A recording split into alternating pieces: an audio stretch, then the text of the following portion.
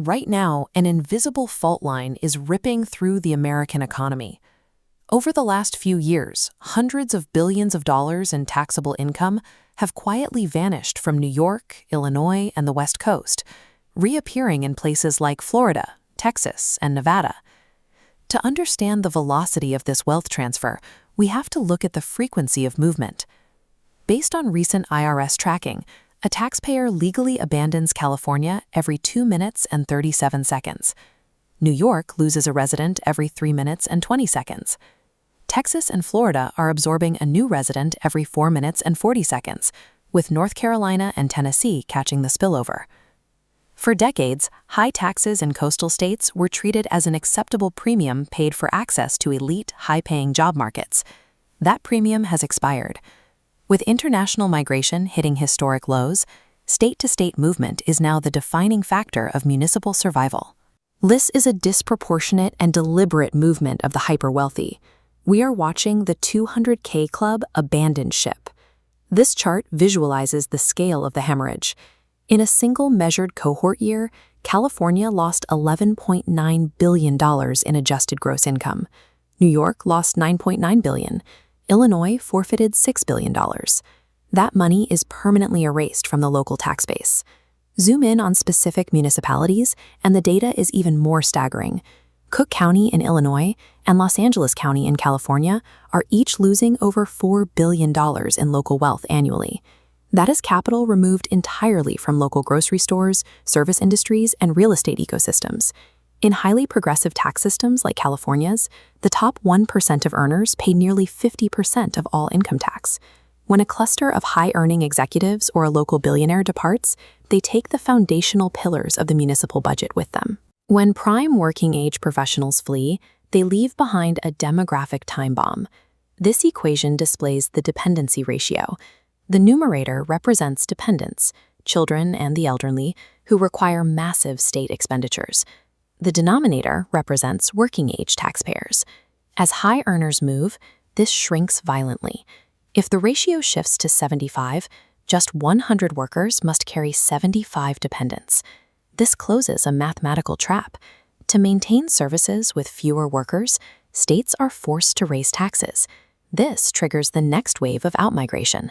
For states refusing to adapt, this cycle becomes a structural reality, an inescapable pressure on their future.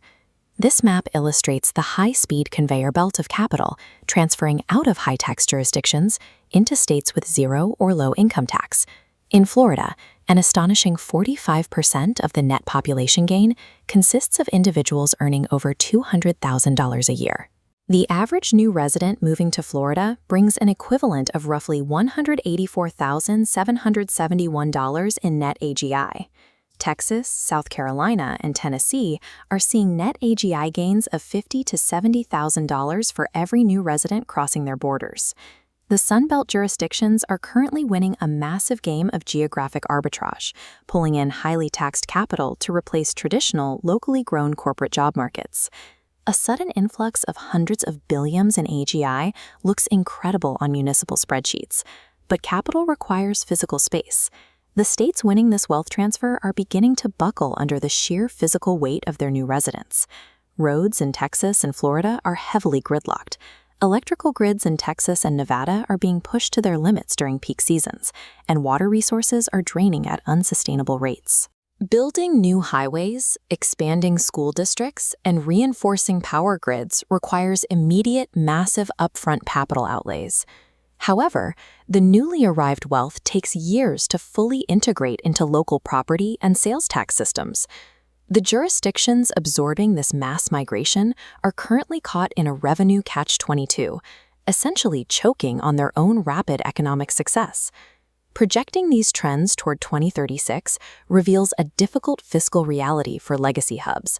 As the 200K Club exits, the tax revenue used to secure municipal bonds and public tensions evaporates, leaving cities with fewer options to avoid credit downgrades or deep service cuts. Fundamental city services like police, fire, and sanitation will face heavy pressure. The outbound states risk becoming high-tax, low-service zones, burdened by an aging demographic they can no longer afford to carry. By 2046, we could be looking at two entirely different economic Americas. The Sun Belt will likely consolidate into massive, ultra-wealthy economic megaregions.